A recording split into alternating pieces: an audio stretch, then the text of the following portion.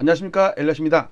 네, 부동산 뉴스인데 금리와 빚, 젊은이들 연끌한 빚들, 이게 열로 처음으로 가 있네요. 다시 원리치에서 저한테 제 뒤통수가 중요한데 피규어가 뭐 중요하겠어요. 네, 뒤통수 미남 엘리엇입니다. 네. 네, MBC 뉴스 기사랑 서울경제 기사 뉴스랑 두 가지를 갖고 왔어요. 한 가지는 이제 최근 1년 동안 집산 2030들 있잖아요. 그 평균 빚이 1억 6천이래요. 그러면은 많은 사람은 뭐 4억, 3억, 4억도 된다는 얘기 아니에요. 근데 요거를 평균적으로 1억 6천만 잡아도 17년 동안 갚아야 된대요. 뭐 80몇만 원씩 갚아야 된다나? 근데 이게 빚이 많은 사람은 150, 200을 갚아야 되는 사람도 있을 거 아니에요. 연끌을 좀 많이 한 사람. 이거는 아주 빚이 적은 사람까지 포함됐는데 제가 볼 때 평균적으로는 이것보다는 그러니까 좀 상위권은 한 3억, 4억 될 것 같아요. 비싼 아파트 막 10억짜리 산 아파트도 있을 거 아니에요. 자, 그런데 금리 폭등으로 연끌 빚도 한계에 내몰리나. 이건 서울경제 기사입니다. 자, 17년 동안 갚아야 되는 거 한번 기사 내용을 좀 보도록 할게요. 그것을 그리고 제가 부동산과 관련돼서 금리와 차트, 시계열 데이터로 여러분께 설명을 드리면 얼마나 심각한지 여러분들도 느끼실 수 있을 거예요. 자, 오늘 방송할 내용은 이겁니다. 기사 4개, 두 개씩, 그 다음에 차트를 가지고 좀 설명을 드릴게요. 일단 먼저 기사, MBC 기사입니다. 집 있는 20, 30대 평균 빚 1억 6천만 원대다. 17년 동안 갚아야 된다. 최근에 1년 사이에 집을 산. 그러니까 제가 볼 때는 아파트 상투에 산 사람들이야. 이 사람들은 아무래도 상투야. 작년 10월 달이 상투니까 그 몇 달 전부터, 그 몇 달 후, 요 사이니까 작년 5월 이후에 지금까지 평균으로 치면은 대충 그 비싸게 산 사람은 뭐 10월 달에 샀으면 제일 꼭지에 샀을 거고, 뭐 어떤, 그러니까 거의 9년 가까이 상승한 장에 끝물에 올라탄, 막차 탄 사람들인 것 같아요. 그것도 2030 비싸게, 4050이 비싸게 던진 물건을 2030이 아주 비싸게 사줬다. 그것도 자기 돈이 아니라 빚을 내서. 네, 큰일입니다. 하여튼 1년 전에 조사했을 때보다 5천만 원이 늘었대요. 5천만 원이. 그러니까 1억 천이었는데 1억 6천이 된 거야. 여러분들 그러면 50%준 거 아니야? 50%? 프로티로 따지면 50%야. 이거 어마어마한 숫자죠. 1년 만에. 뭐 10년 만에도 아니고. 1년 전 조사했을 때 1억 천도 많은 거죠. 여러분들 1억이 요즘에 뭐 아파트가 맨날 뭐 자고 일어나면 뭐 1억 올랐다느니 뭐 압구정 현대가 뭐 40억 올랐다느니 막 이러니까는 뭐 1억이 그 뭐 억억 진짜 아유 계산해 보면은 17년 동안 매월 80만 원씩 갚아야 된다. 근데 그리고 현재 주택이 없는 무주택 2030들한테 너 언제 집 살래? 그랬더니 그러니까 2년 이내 살 의향이 있냐 물어봤더니 10%밖에 안 된대요. 즉 돈이 없는 거야. 그러면 그 뭐랄까 그 희망 있는 이 사람들도 자기 돈이 있어서 하겠어요? 빚을 내서 사야 되는 거잖아요. 근데 점점 줄어. 왜? 대출금도 줄어들고 금리는 더 올라가고 그렇다고 자기 소득이 막 늘어난 것도 아니고 그러니까 결혼 비용이 억소리가 나는데 이게 여기에 주택자금 탓이래요. 아무리 이제 뭐랄까 영세하게 시작한다고 하더라도 빌라 뭐 방 2칸짜리 빌라 뭐 1칸짜리 이렇게 시작할 거 아니에요. 그것도 막 8천 막 1억이야. 전세가 어휴 참 결혼 비용이 1억 6천 들었대요. 최근에 1년 동안에 결혼했다는 사람한테 물어봤더니 1억 6천 들었는데 이 중에 상당 부분이 주택 그러니까 집 때문이죠. 전세일 수도 있고 뭐 구입 매매했을 수도 있고요. 야, 2017년에 비해서 한 3,500이 늘었대요. 아이고 참 그렇다고 하객들 뭐 무슨 갈비탕을 뭐 10그릇씩 먹여줄 것도 아닌데 비용이 왜 이렇게 많이 들어. 그러니까 결혼도 늦추고 안 하고 애도 못 낳고 좀 이런 상황이에요. 여기 나오네. 20, 30대 무자녀 가구. 이게 결혼을 했는데 20, 30대야. 그러니까 40이 안 된 사람들이죠. 17.4%가 출산 계획이 없대요. 그래 놓고 그러니까 박승촌 잼이 그랬잖아요. 지금 우리 저출산 위험 이런 게 전부 집값 때문이라고. 집값이 올라가니까 젊은 친구들이 쎄쎄쎄 하고서 밤에 일찍 들어와서 쎄쎄쎄 하면서 이렇게 같이 침대에서 알까기 놀이도 하고 그래야 되는데 먹고 살기 힘드니까 또 미래가 겁이 나니까 우리 둘도 먹고 살기 힘들어. 애 있으면은 누구 둘 중에 한 명은 휴직을 해야 돼. 그러면 우리 벌이가 뭐 절반 가까이 줄어들어. 거기다 애 먹여 살리고 뭐 분유값이 이게 보통 일이 아니거든요. 큰일이에요. 이게 만병의 근원이 집값 폭등이야. 젊은이들이 안심하고 살 수 있는 그런 집값이 돼야 되는데 너무 펌프질을 해놔가지고 다주택 투기 세력들이 건설사들이 이 브로커들이 하여튼 카르텔들이 자기네 집 비싸게 팔아먹으려고 집금이라도 집 사라고 난리잖아요. 지금 9년째 올랐는데 그리고 이미 꺾였는데 아 돈 없어? 그럼 대출해. 윤석열 대통령이 대출 안 풀어준대잖아. 거기다 세금도 혜택되니까 너 세금 별 덜 내니까 빨리 사. 이거 내가 1억에 산 건데 6억에 팔 걸 5천원 깎아줄게. 여기 도곡원구 창동 17단지야. 나 이거 1억에 샀는데 지금 6억이 됐는데 한 5천 깎아줄게. 너도 6배 먹을 수 있어. 너도 5억에 만약에 6억에 사면 36억에 팔 수 있다니까. 나처럼 해봐. 야노도 할 수 있어. 야노도 영어 할 수 있어. 야 서울경제입니다. 신용대출금리 1등급도 5%래요.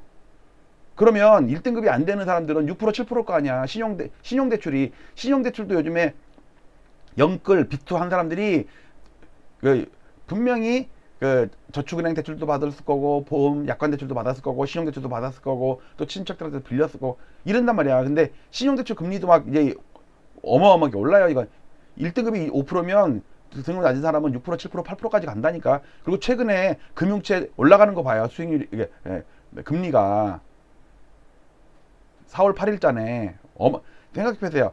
불과 2011년 12월 말 이건 뭐고 이건 22년 1월 말이구나. 작년 그러니까 지금 4개월 전에 연말이죠. 작년 연말 12월 달 그때가 2.2였는데 지금 3.5 3.3이야. 5년짜리가. 그리고 1년짜리는 더 급하죠. 이거 1.77이 2.4로 올라갔어. 이거 어떡할 거야. 이번에는 서울경제입니다. 1등급 신용대출금리가 5% 넘어섰다. 일단 기준금리가 계속 올라간다. 밑에 마지막 게 볼게요. 이렇게 되면 자영업자 및 개인사업자 대출금리도 오름세가 강해질 수밖에 없다. 이러면 어떤 상황이 되냐면요. 나중에 자영업자나 개인사업자 아니면 중소 뭐 공장장 요 정도 되는 사람들은 나중에 사업이 어려워지고 그러면은 자기 집을 팔게 내놓는다고. 근데 이게 경쟁적으로 한꺼번에 막 나와. 그러면은 만약에 5억이었던 집이 4억까지 떨어지고 3억까지 떨어지고 이런다고. 서로 끌어내리게 돼 있어요. 그러니까 이렇게 되면 아파트값 최근 1년 산 사람은 아파트값은 떨어지고 금리는 올라가고 원리금 상한 금액은 점점 더 커지고 그러면 인생이 피폐해진다니까. 아니 그래도 집값이 5억에 산 게 10억이 되고 20억이 되고 그러면은 아유 기분 좋게 빚 갚지. 근데 아파트가 평생 오르는 게 아니잖아요. 자 지금의 심각성을 제가 차트로 정리한 게 있으니까 몇 가지 차트를 보도록 하겠습니다. 자, 이 차트는 저 2006년 우리 국토부 실거래가 신고제 시행된 이후로 아파트 값인데 요 봉 차트는 제가 만든 시가총액 상위 100개 아파트 똘똘한 놈들로 만든 거예요. 파란 거는 국토부에서 발표한 전수조사한 계약서예요. 그러니까 저는 시가총액 상위이기 때문에 올라갈 때는 좀 더 세게 올라가. 얘는 뭐 30세대 나홀로 아파트까지 포함됐기 때문에 좀 약해. 그 다음에 빠질 때는 제 시가총액 상위 100개보다 얘가 더 많이 빠져. 지금 10월 달에 똑같이 상투 친 건 똑같아요. 지금 4개월째 5개월째 하락하고 있어요. 문제는 이 막대기가 법인들이 개인들한테 사고팔고 한 걸 누적시킨 거거든요. 요 노란 거는 매수, 하늘색은 매도예요. 그 차이를 계산한 게 월별 순매수겠죠.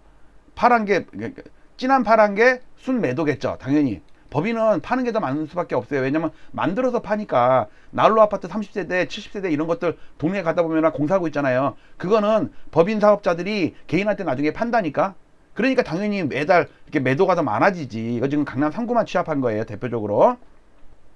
그런데 2019년부터 갑자기 법인들이 아파트를 엄청 사네. 왜? 2019년 중반인가부터 이주열 한우총재 퇴임한, 그러니까 제대한 말년병장 이병장이 2019년 7월인가부터 금리를 어쨌든 제로금리까지 막 내려버렸어. 제로금리까지는 아니어도. 그러니까 법인들이 금리가 싸니까 법인들은 막 88억까지 대출돼.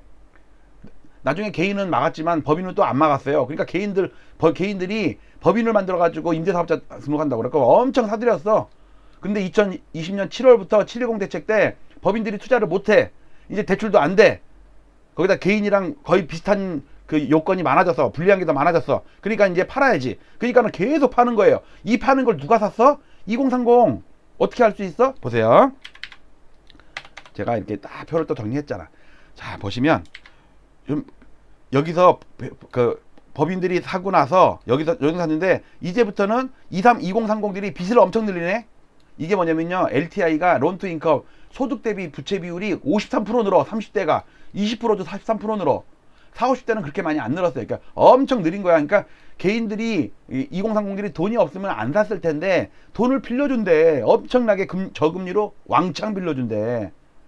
야, 너도 할 수 있어. 너도 빨리 집 사. 그러니까 요때다 싶어가지고 법인들이 2030한테 엄청 하여튼 한마디로 졸라 팔아먹었어.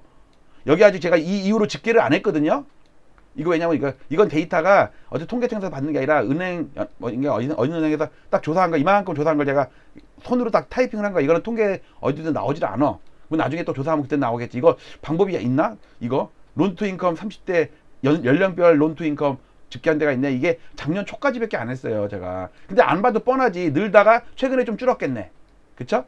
소득 대비 부채 비율이 좀 줄었을 거예요. 어쨌든 법인 사업자들이 개인한테 졸라 팔아먹었어.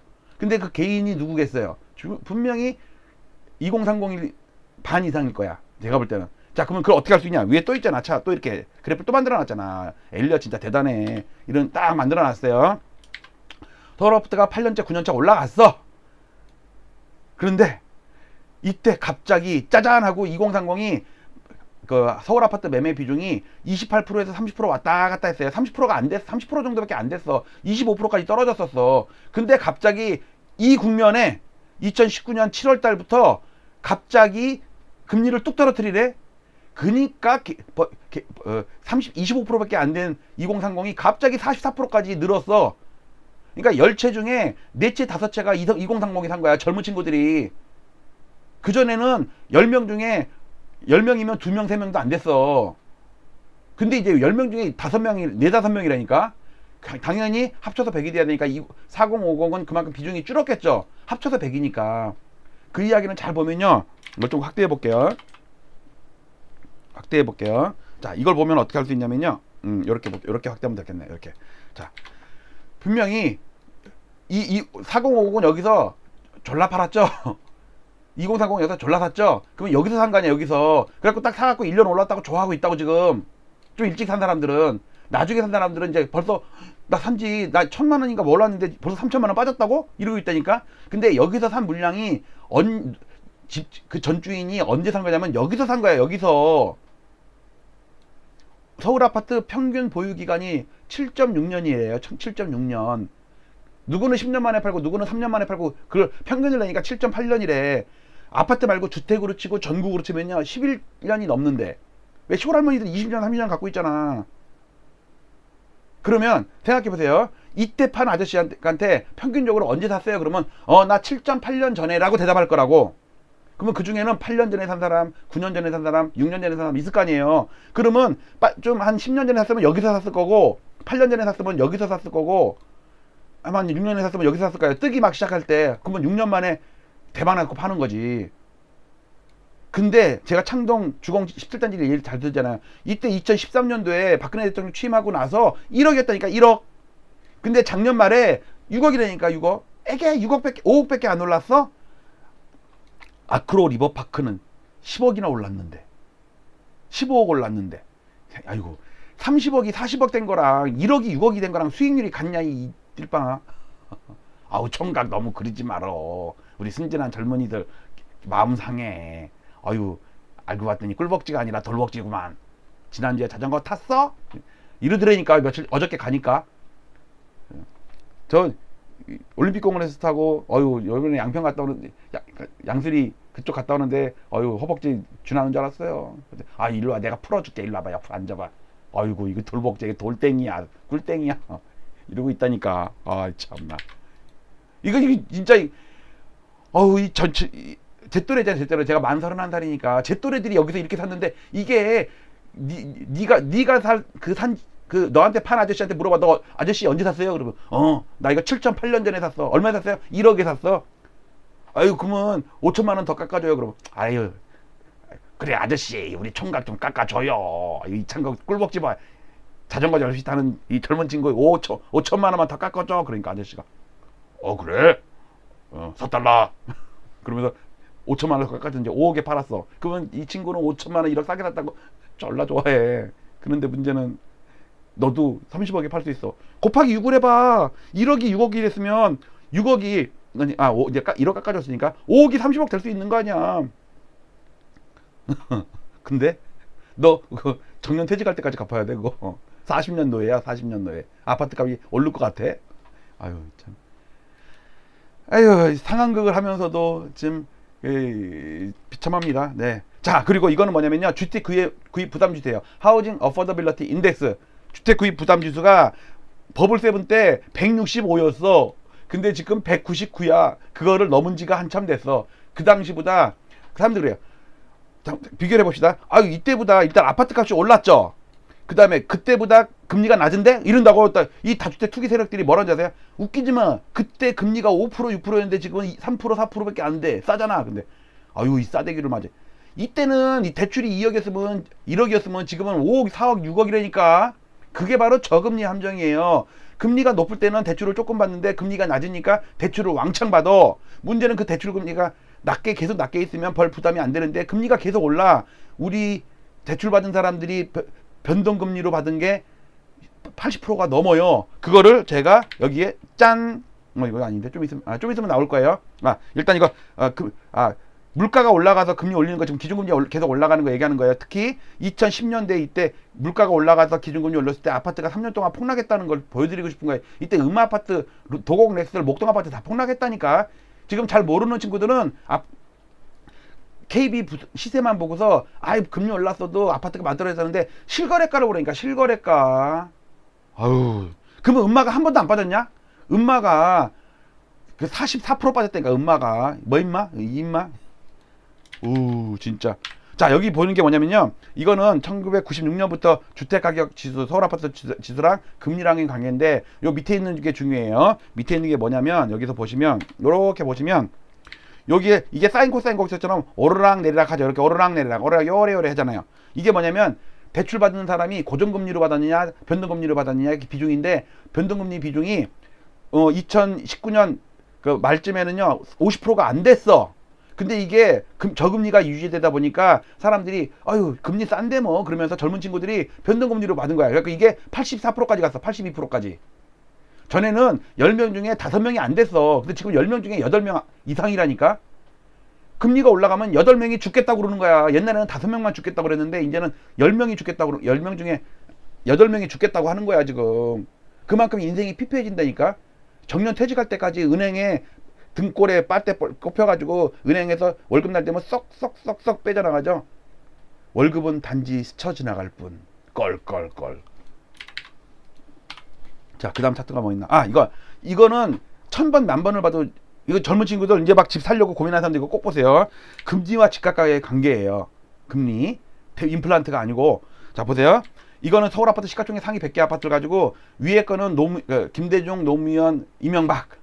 밑에 거는 박근혜, 문재인, 윤석열. 요걸 갖다 위아래를 좀 같이 비교한 거예요. 약 8년 반 정도의 상승 기간이 있었던 거를 겹친 거예요. 자, IMF 때, 김대중 대통령 때, 이때 이전부터 금리가 계속 떨어졌어. 완전히 최저금리야. 계속 떨어져니까 아파트가 계속 올라. 유동성도 풀리고, 출렁출렁 하면서 올라가. 근데 어느 순간 금리가 올라가네? 근데, 그러면 아파트가 떨어지겠네가 아니라, 오른다니까? 왜? 워낙 낮잖아. 절대값이 낮잖아. 금리가. 아니, 8% 하던 게 2% 됐다가 2.5% 됐어. 그러면 겁나냐? 겁이 하나도 안 나지? 문제는 이게 3%, 4%, 5% 간다니까? 그러니까 얘가 죽는 거야. 이해 가세요? 그걸 뭐라 그래요? 2년 임계치. 저금리에서 금리가 상승했을 때 2년 동안은 영향을 안 미치는데 2년 이상 지나면 영향을 미친다. 그걸 제가 2년 임계치라고 제가 이름을 붙였어요. 이걸 발견한 사람은 엘리엇밖에 없어. 자, 박근혜 대통령 때 이때 아파트가 바닥 찍고 오르는데 이때 8년 5개월, 지금은 8년 9개월 올랐어요. 한 3, 4개월 정도 더, 얘가 좀 더 올랐어. 느릿느릿 올랐어. 이때는 치고 올랐는데, 치고 오르게 짧게 끝냈는데, 얘는 느글느글 올라갔고, 사람 더 죽이는 거라니까, 이게. 문제는 박근혜 대통령 이전부터 금리가 저금리로 계속 빠졌어. 근데 문재인 대통령 이후도 계속 금리가 빠졌어. 근데 어느 순간부터 금리가 올라가네? 근데 절대값이 낮으니까 아파트 값이 올라. 이때랑 똑같네? 그런데 2년 정도 더 오르니까 얘가 못 버티는 거야. 슬금슬금 빠지네? 나중에 가속도가 붙어갖고 8년 빠질 거네? 박승 총재님은 30년 빠진다고 그러네? 미래에셋에서는 20년 빠진다고 그러네? 큰일 났네. 어떡하네? 여러분들, 만약에 30세 신혼부부가 연끌해갖고 이빠이 받았어. 갖고 이제 그 30년 대출을 받았어. 그러면 아파트가 박승 총재님 말처럼 하면은 30년을 빠지거든요. 그러면 30살짜리가 60살 될 때까지 아파트가 빠진다고. 아파트 10억 주고 산 게 3억, 4억까지 빠진다는 얘기예요. 근데 그때까지 대출을 다 못 갚아. 근데 내가 볼 때 그 대출 갚기 전에 은행에서 차압 들어온다. 경매 들어간다. 은행에서요, 귀신같이 알아요. 아파트 값하면 담보 부족합니다. 얼마 갚아야겠네요. 그게 아마 약관에 다 써있을걸요? 아이고, 나는 고정금리라서 괜찮아. 고정금리도요, 그 대공황이나 무슨 IMF 같은 사태가 오면요, 변동금리로 바뀔 수 있는 그런 단서가 있대요. 저는 잘 모르는데 은행 다니는 사람들이 그러더라고. 밑에 약간 잘 읽어보래. 깨알같이 써있대. 그리고 또 그 아파트 그 하락을 하면요, 기한이익 상실을 그래가지고 은행에서 그냥 뺏어버린대, 아파트를. 그 경매를 넘겨버린대. 나중에 내가 볼 때 한 2, 3년 안에 경매 사태가 벌어진다니까. 참. 금리 올라가는 거 40년 사이클 얘기한 거예요. 자, 여기 분홍색이 10년물 국채금리의 300년 동안의 40년 사이클. 연하다. 아이고, 이것도 잘못했네. 또 금리, 또 물가를 갖다 놨네, 얘가. 요거는 물가고, 요게 금리인데 이게 40년 동안 오르는데 지금 우리가 40년 동안 사이클로 걸려들었다는 거. 세계적으로 지금 기준금리 다 올리잖아요. 지금 전부 40년 동안 빠지던 각국의 기준금리가 다 올라가. 이걸 갖다가 올릴 때마다 지금 아리지방님이 또 해줬더라. 이스라엘이랑 또 먼 나라나 또 몇 나라 올렸대. 제가 다행히 캡처를 해놨어. 잊어버리지 않게. 나중에 한꺼번에 좀 반영하려고. 자, 여기 보면은요, 금리 올린 나라들 보세요. 수두룩해. 한번 읽어볼까, 진짜? USA, 카나다, UK, 영국, 노르웨이, 뉴질랜드, 코레아, 루마니아, 아이슬란드, 아이스케이키, 폴란드, 폴라리스 카메라, 페루, 페버려, 사우스 아프리카, 얼마나 아프리카, 헝가리, 배고파, 콜롬비아, 아스라비아, 체코, 체크카드, 멕시코, 페리카나, 칠레, 마질레, 브라질, 브라자, 터키, 켄터키, 러시아, 푸틴. 이거 보세요. 지금 안 올리는 나라가 없다니까. 우리 혹시 이번 달에 안 올릴 수도 있어. 정부 눈치 보느라고 안 올릴 수도 있어. 그리고 또 하필이면 또 그 중에 딱 한 명인 비둘기파인 주상영 위원이 또 그 의장 대행이야. 모르겠어요. 솔직히 저도 감을 못 잡겠어요. 왜냐면 여기에 정치적인 입김이 들어가면 정상적인 상황에서는 올려야 되고, 올리는 것도 빅스텝으로 올려야 돼. 근데 안 올릴 수도 있어요. 왜? 지금 정권 교체기잖아. 이 금통위원도 이게 눈치 볼 수가 있는 거거든. 뭐 내 맘 같지가 않으니까. 그 주상영 의원이 비둘기파예요. 갖고 여기 저기 뭐냐 길동 아니 뭐냐 천호동인가 길동인가 거기 가면 거기 구분다리역에 CGV 있거든요. 거기서 영화를 상영한대. 매주 상영한대. 안 웃는데? 자, 지금 서울 아파트가 얼마나 위험하냐면 이미 10월 달에 꺾였다고 지금 국토부에서 발표했잖아요. 그것도 호가가 아니라 실거래가라니까. 여러분들 호가에서 아무리 몇 월 동안 이번 달도 그러고 다음 달도 그래봤자 그건 호가야, 호가. 호빵도 아니고 주둥이 호가라니까. 집주인은 지가 부르고 싶은 대로 막 불러. 근데 이미 국토부 실거래가는 이미 10월 달에 상투주에 좀 5개월째 하락하고 있다고. 이거 보세요. 7개 강릉시도 빠지고 서울도 빠지고. 제가 맨날 아침마다 찍게 하는, 아직 오늘 방송 안 했어요. 이거 좀 이따 할 거예요. 이것도 다 지금 하락하고 있다고. 25개구가 다. 경기도 주요 주식도 마찬가지고. 그래서 지금 상황이 91년 상투랑 똑같다니까. 노무현 때랑, 아니, 노태우 때랑 70% 똑같고요. 이때 노무현 때랑은 한 30% 비슷해요. 근데 실제로는 91년이랑 비슷해요. 하필이면 상투는 노씨네. 노태우 때 상투, 노무현 때 상투. 이때는 대통령이 누구지? 노가리? 노씨가 누구 있었나? 그래서 노회찬 돌아가신 분이고, 저도 노회찬 참 좋아해갖고 옛날에 찍으려다가 안 뽑힐 것 같아가지고 딴 사람 찍었는데, 하여튼, 노노상투네, 노노상투였어. 근데 이번에는, 문상투네, 문상투. 예, 투더문. 자, 이때랑 왜 비슷한지 처음 보시는 분들이 잠깐 설명드리면 91년도에 올라갈 때 상승률이 계속 떨어지면서 올라갔어. 질질 끌면서 20개월 동안 거래는 계속 줄면서. 근데 2006년 말 2007년 버블 세븐 때는요 상승률이 폭발하면서 올라갔어. 막 7%씩 올라갔어. 거래는 사상 최고치를 뚫었어. 근데 이번에는 거래가 5% 아니 상승률이 5%, 4%, 3%, 2% 하다가 마이너스. 거래는 사상 최저치를 계속 깨. 질질질질 올라. 그러니까 이거는 뭐냐면 제가 볼 때는 세력들이 못 팔아먹은 거야. 언론사, 건설사, 투기 세력, 카르텔, 그다음에 폭등 유튜버들, 그다음에 무슨 부티크 뭐 이런, 그다음에 뭐 투자 상담해주는 그 유튜버들, 이런 사람들이 못 팔아먹었어. 그래갖고 어떻게든지 이 자전거는 페달 안 밟으면 넘어지거든요. 그러니까 계속 오빠 달려하는 거야. 그러니까 야금야금 오는 거야. 신고가 한두 개씩 만들면서. 그리고 거래는 안 돼. 근데 윤석열 대통령 됐다고 신난 거야 지금. 야, 올려줄 거라고. 웃기고 있네. 그러다가 뭐냐, 이명박 대통령 때 투기 세력도 다 망한 거 알아요?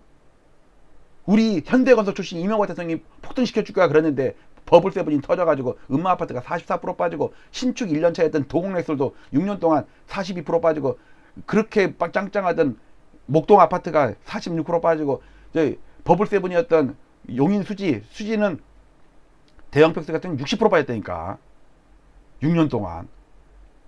근데 윤석열 대통령이 이명박 대통령보다 아파트를 더 올려줄 것 같아요? No. 저는 이명박 대통령 때보다 더 폭락할 것 같아. 윤석열 대통령이. 왜? 이명박 대통령 때는요, 오세훈 서울시장 합작으로 서울 아파트가 폭락을 했어. 근데 이번에는 또 오세훈이야. 또 오세훈 윤석열 세트야. 그러니까 그래서 저는 이게 오세훈은 서울 아파트 폭락 요정이야. 폭락 요정 오세훈. 정말 위대한 서울시장이에요. 오세훈 시장처럼 서울 아파트를 폭락시키면 차기는 아니어도 차차기 대통령 충분히 가능해. 왜? 딱 내세울 거 있거든.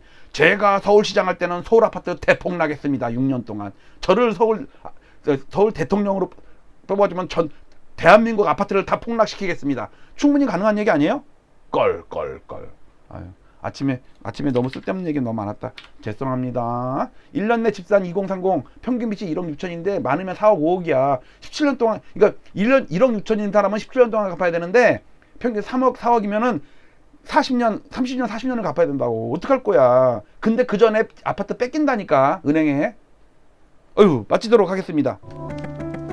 자, 오늘 4월 위기설 제가 계속 1월 달부터 퍼뜨리고 있는데 현실화 되는 것 같았고, 마음도 쏠쏠하면서 어떤 때는 맞았다는 거에 대한 기분 좋고, 한편으로는 여기서 얼마나 많은 사람들이 희생을 당할까라는 안타까움도 있고 또 그렇는데, 우리 엘리엇 구독자님들은 희생을 좀 안 당했으면 좋겠어요. 엘리엇과 같이 잘 위험 대처하고 오히려 또 위기를 기회로 삼는 분들도 많이 있을 것 같아요.